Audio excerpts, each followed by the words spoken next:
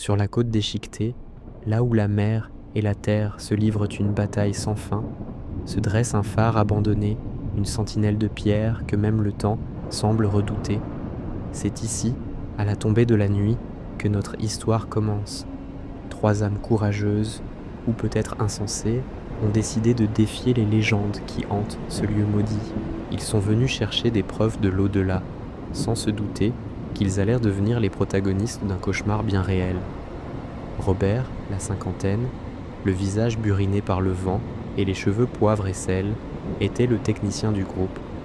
Armé de son détecteur de mouvement dernier cri, il balayait les murs suintants du phare, cherchant le moindre signe d'une présence anormale. Chaque bip de son appareil était une promesse, un pas de plus vers l'inconnu. Il était méticuleux, concentré, persuadé que la science pouvait expliquer même les fantômes.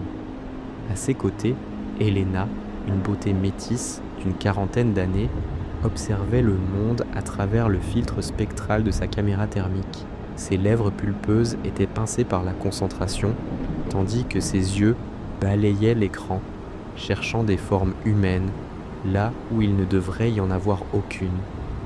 Elle voyait la chaleur résiduelle de la journée se dissiper, laissant place à un froid glacial, une absence de vie qui semblait s'infiltrer par les fissures des murs. Le phare était un corps qui se refroidissait, et elle en était le médecin légiste. Et puis, il y avait Sarah, blonde, le visage aux pommettes hautes, elle était l'oreille du trio. Son casque audio sur la tête, elle tendait l'oreille au murmure de l'éther, enregistrant les phénomènes de voix électronique, les fameux EVP. Elle ne cherchait pas des bruits de pas ou des portes qui grincent, mais les voix des âmes perdues, prisonnières des vagues et du temps. Le silence du phare était trompeur.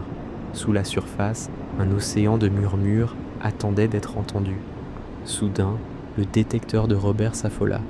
Une alarme stridente déchira le silence, signalant un mouvement massif à l'intérieur de la salle de la lanterne, là où ils se trouvaient. Mais ils étaient seuls. Leurs regards se croisèrent, un mélange de peur et d'excitation. C'est à cet instant que le sol se mit à trembler. Non, pas à trembler, à onduler. Des vagues, d'un vert phosphorescent et spectral, commencèrent à déferler à travers la pièce. Elles ne mouillaient pas, mais leur contact était glacial.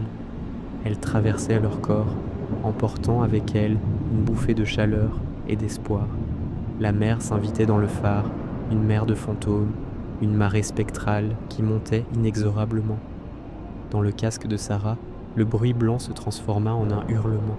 Des cris, des appels à l'aide, des gargouillis de noyés s'échappèrent de l'appareil. Des voix d'hommes, de femmes et d'enfants, un cœur macabre venu des profondeurs de l'océan. La peur pure se peignit sur son visage. Elle arracha son casque, mais les cris résonneraient maintenant directement dans sa tête. Elle tenta de crier, mais aucun son ne sortit de sa bouche. Alors, une force invisible, un vent d'une violence inouïe, la souleva de terre.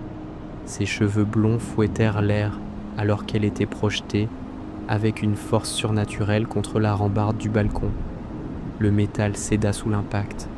Dans un dernier regard terrifié vers ses amis, Sarah bascula dans le vide, sa silhouette avalée par la nuit et les vagues déchaînées en contrebas. Helena, paralysée par l'horreur, sentit quelque chose de visqueux et de froid s'enrouler autour de son cou. Des algues invisibles, mais dont la poigne était bien réelle. Elle se resserrait, lui coupant le souffle, l'étranglant lentement. Elle se débattait, griffant sa propre gorge, ses yeux exorbités cherchant de l'aide dans le regard de Robert. Mais Robert n'était plus là, son esprit était ailleurs. Face à lui se tenait une apparition, un marin au visage mangé par le sel et l'eau, les yeux vides mais fixés sur lui. La créature lui tendit une main squelettique, l'invitant à le suivre, et Robert, dans une transe morbide, le suivit. Il marcha vers le balcon éventré, hypnotisé, voyant une mer calme et un ciel étoilé, là où la tempête faisait rage. Il enjamba la rambarde, répondant à l'appel des profondeurs. Pour un instant fugace, les illusions se dissipèrent. Helena sentit les algues se relâcher, juste avant que la vague spectrale ne la submerge complètement. Robert, en pleine chute, réalisa que le marin n'était qu'un reflet de sa propre peur. Ils se virent, flottant dans les airs, leur corps déjà inerte, pris au piège d'une illusion mortelle. Leurs fantômes venaient de rejoindre le cœur silencieux du phare hanté, leurs propres cris se mêlant pour l'éternité au murmure de l'océan. Le phare avait réclamé de nouvelles âmes, et sur la côte, la lumière de la lanterne, éteinte depuis des décennies, clignota une fois, comme un clin d'œil sinistre à la mer. Merci d'avoir écouté cette histoire jusqu'au bout. Si vous aimez les récits qui vous donnent des frissons, n'hésitez pas à vous abonner et à activer la cloche pour ne rien manquer de nos prochaines explorations dans l'inconnu.